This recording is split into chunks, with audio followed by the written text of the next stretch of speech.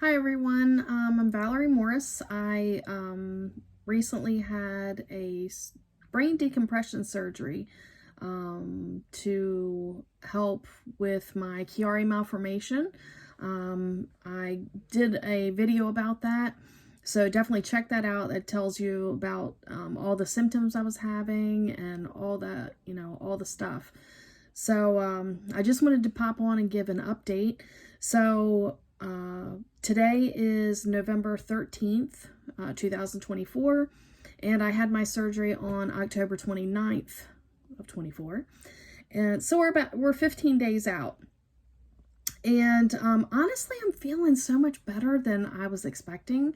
I had been told and I've read, and I'm not downplaying anyone's pain at all because I know people are different. But I really, as of today, I'm really not in pain at all. I have some discomfort where the incision was. It's a little tender. I do have like a slight headache, just achiness, but not pain. Like, it's crazy. So all I've been taking is Tylenol. I take 1,000 milligrams of Tylenol every 6 hours. And I'm starting to like wait until I feel like I need something, which trust me, you can tell when you need to take something. So I've been probably going about 7 hours, maybe 8 hours the past couple of nights sleeping. I haven't been waking up at the 6-hour mark. But I had been up until just a couple nights ago. So, yeah, your body knows when you need something. But anyway, so it's funny. That's the first time I've like cleared my throat, and it's because I'm talking on video. But one of my symptoms was like constantly clearing my throat and my throat getting tight, having trouble swallowing. A lot of my problems were numbness and heaviness feelings, stuff like that. And I haven't had any of that since the surgery. Like, it's crazy. When they woke me up in recovery, one of the things they did, they had me like grab their fingers and squeeze. And when I did it, I was like, oh my gosh, I can feel myself gripping your fingers and squeezing your fingers. It was just incredible. Like, it was instant. And where I had, because it's not cured, but the brain decompression surgery makes it so your spinal fluid or cerebral spinal fluid flows correctly. But I have also a cyst in my spine. So when I go back, I think after like 3 months, I'll get another MRI probably, and just to see how the flow is, see if that cyst is going down. It won't get worse after having this surgery because the fluid or your fluid flows correctly after having this surgery. So, best case scenario is that cyst empties itself. So then I don't have to worry about it anymore. But worst case scenario, it doesn't empty, it stays as it is, and it doesn't get worse. Okay, so after the surgery, I feel like most of my symptoms are gone. So I'm tickled to death. Like, I'm happy. And I'm day 15. So I feel pretty good. I did have, the first week was really tough. I had the surgery on Tuesday. I'm not gonna lie, Monday before the surgery, I was having like a meltdown. I was terrified, scared to death. I had gone and gotten a special MRI that day, and I, like an idiot, looked at the results. And the results had something else new in it that my other MRIs didn't show. So I was like, oh my gosh, this is just insane. So I was like almost in a panic on Monday. My surgery was on Tuesday. I had to be there at 11 a.m. to check in. the surgery was scheduled for 1 p.m. And I don't know, the grace of God, I was calm, cool, and collected. Like, before going into surgery, I felt very relaxed, very calm, you know, and I was like, okay, let's just get it done. And then the next thing they came in, put an IV in, and next thing I know, I was waking up in recovery. And I was like, is it done? Is it? And they were like, yeah, you're done. So, so anyway, it was good. So, my recovery, I was in the ICU, that night.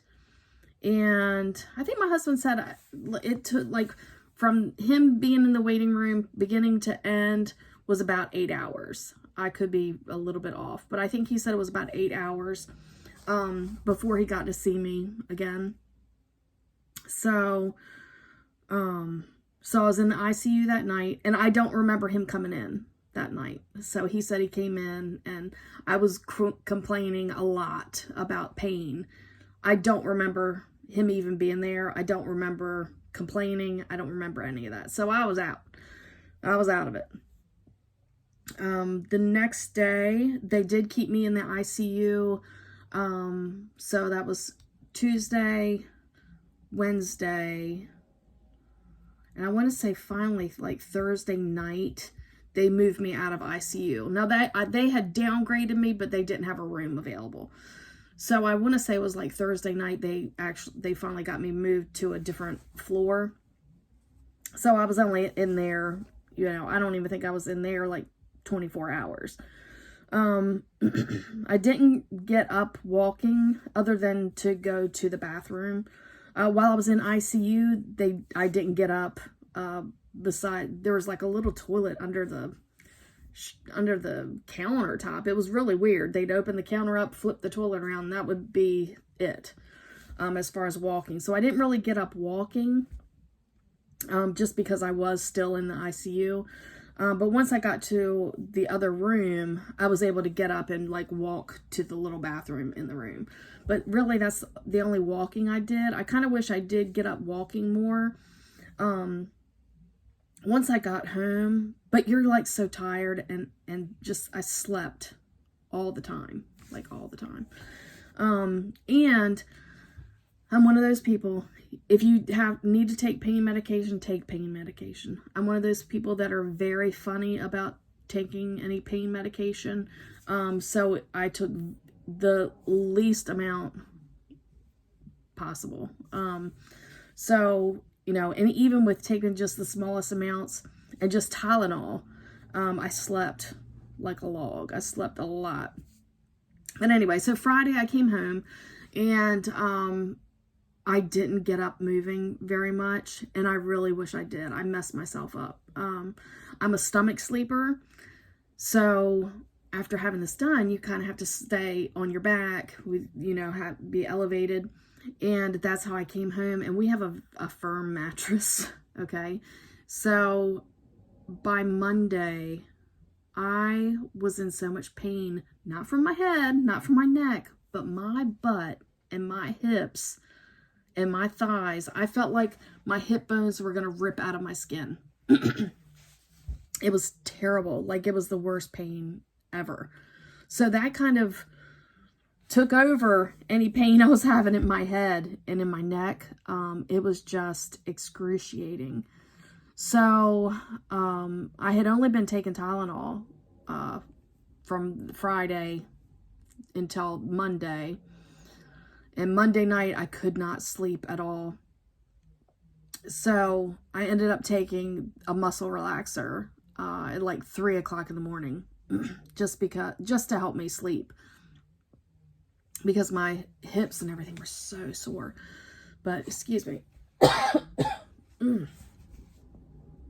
Must be something about talking in here. Anyway, because I seriously have not had that happen at all. But anyway, here we are on video. So whatever. I need a drink.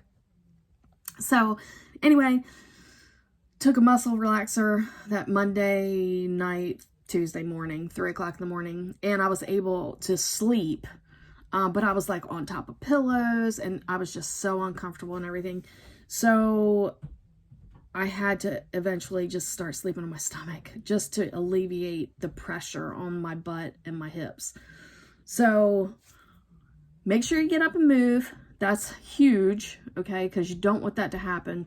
Number two, if I wish that I had known that, because I probably would have ordered something off Amazon, one of those like inflatable mattress things that moves with you. Because like in the hospital, that's what happens. Like for pressure points and everything, your bed will move and, you know, all that stuff. I really wish I had ordered one of those and been prepared for that, because that was horrific. Worse than the whole head and neck thing. Anyway, so I started sleeping on my stomach, keeping the pressure off, walking around more, moving more. On Saturday, this past Saturday, I was determined. I was like, I'm going to stand up all day long because I just can't, I've got to get over this pressure and this pain. So that's what I did. Oh, there's a water. So, one second.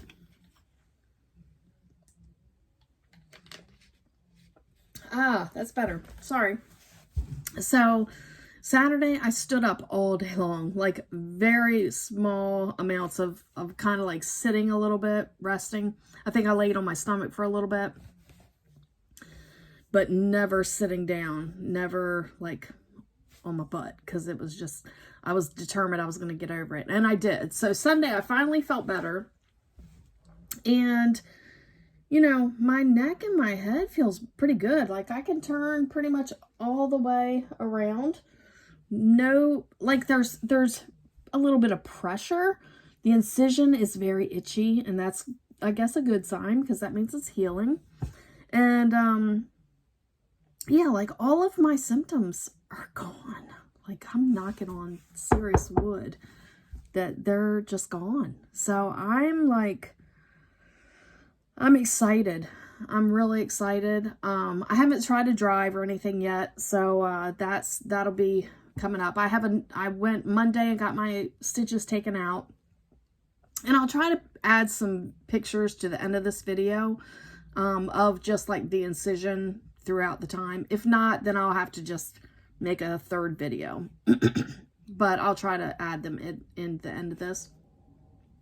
My incision was a lot smaller than I was expecting. I've seen some that are like cut way up on their head and it's all the way down. So, you know, I was a little scared, but with my hair, you can barely even tell.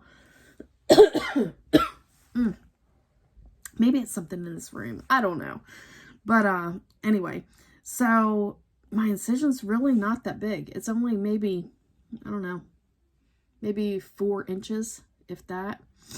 I did have the, let's see what I do. I had my C1, the back of the C1 vertebrae taken off.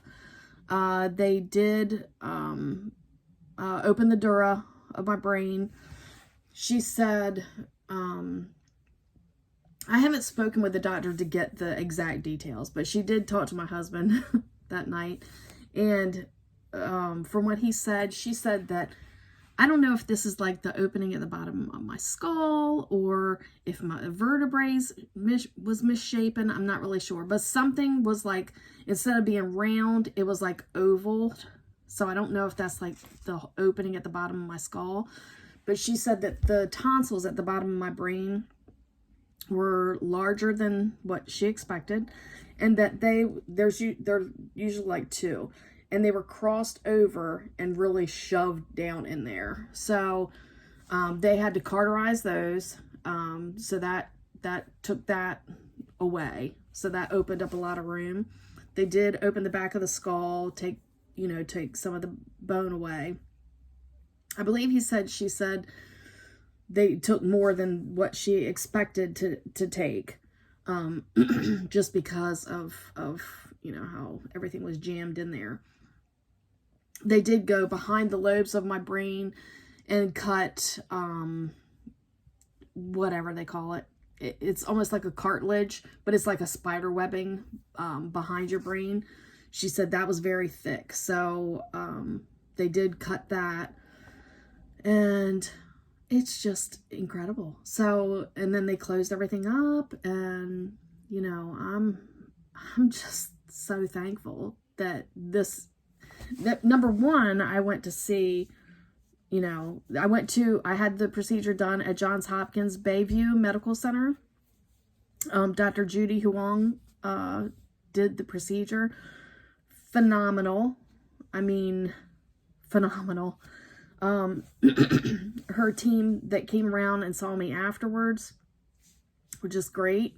Everybody at Johns Hopkins was amazing. I would highly recommend anyone go there. Like, if you have a Chiari malformation and you live anywhere in the vicinity that you can get there, Johns Hopkins is fantastic. Highly recommend. Anyway, so anyway, that was just my update. I wanted to give an update. No need to make it too much longer. I will do another update after I go back in a month to talk to the doctor. Actually, we're going to do a telemed thing. So depending on what happens with that, I might do another update. I'll definitely do another update after I have another MRI, so I can tell you all the, you know, the definite details or the definite good stuff. Because I'm still in the healing process now. This is driving me crazy. Because this was one of the things, the like clearing my throat and everything. I have not done that at all until this video. So I'm not sure what's going on. Anyway, so thank you for checking in. All the prayers, good wishes, all the good stuff. I greatly appreciate it. And, you know, mine, so far success. So I'm happy. I'm 15 days out and feel pretty good. So, you know, it's scary. Oh my God, it's scary. But, you know, get a specialist and go with it. All right. Take care, everybody. Bye.